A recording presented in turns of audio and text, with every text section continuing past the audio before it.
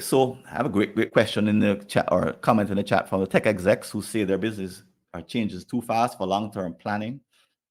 Great question. I'm going to introduce to you a model that we've been using, and I'd like you to consider this because I'll use it as an example of what you can learn from hanging around a conference where we're talking about this issue and this issue of game-changing long-term strategic planning only.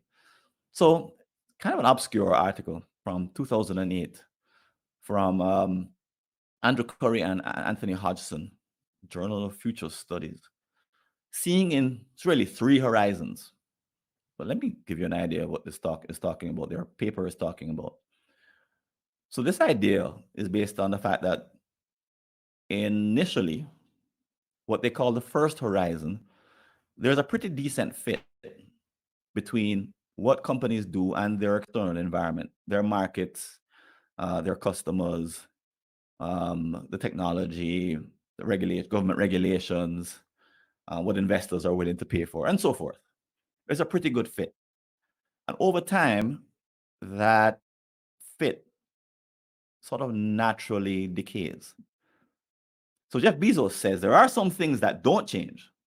And his thinking is brilliant with respect to figuring out the things that don't change. Here we're looking at the things that do change. Things like products being offered, services, and so forth. So there's a natural decay. So let's jump to the third horizon these authors came up with. And what they said is that as you consider the future, there are actually pockets of the future available today. So I've seen this because in a strategic planning retreat, and I've been fortunate to have been part of more than 50 long-term strategic planning retreats where we have came out with long-term, meaning 15 to 30 years, and short-term strategic plans, all bundled together, interwoven. But these ideas about the future actually start from the very beginning of the retreat. In other words, they're available. So the retreat starts, and mostly what the conversation is about are these things in the first horizon. But then we start to explore what's happening now that tells you what's going to happen in the future.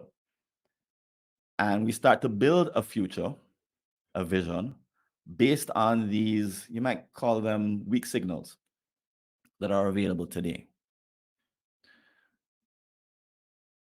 So I skipped over a horizon. There's a second horizon, these authors say. So what's the second horizon? So the second horizon is kind of an in-between. It's when you realize that the products and services that you're offering are no longer, they're going through a decline. You kind of come up with something to fill the gap. But what you come up with to fill the gap isn't based on the future. It's based more on the past. In other words, it's kind of a stopgap measure, the kind of the short-term thinking that we talked about earlier, kind of thing that you do to make sure you don't go out of business right now.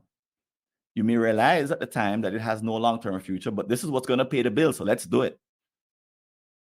So there's three horizons in every strategic planning retreat, and they all coexist.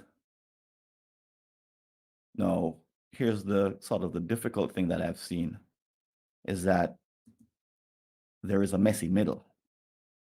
According to, that's a phrase that I came up with, but I borrowed it from these authors. The messy middle is what strategic planning retreats are all about. It's coming together as a group to decide what's in the first horizon, what's in the third, and what should be in the second.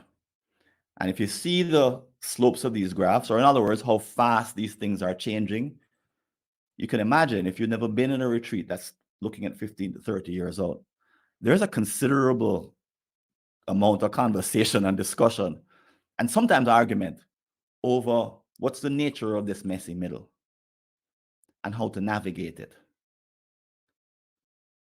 So this is just let's call it a preview to some of the ideas that we'll be talking about at the conference. But I wanted to introduce it to you because I wanted to contrast it with the short-term school of thought. So the short-term school of thought says we don't need to look past. You see where that blue that blue block starts, we don't need to look past that point. We just need to look at that little piece that is at the front of the window. Look at that window. Everything else we can ignore. Now it may sound crazy to you, but this is human nature, and I know I've seen it, and I'm sure you have. But let me ask you, why is the short-term school of thought so tempting? Why do companies, organizations, there's many that have failed. There's the Kodaks of the world, the Blockbusters, the Blackberries, and so forth. Why is this school of thought so tempting? And why do they, obviously they didn't see a diagram like this one with three horizons, which is like, oh my God, they do exist.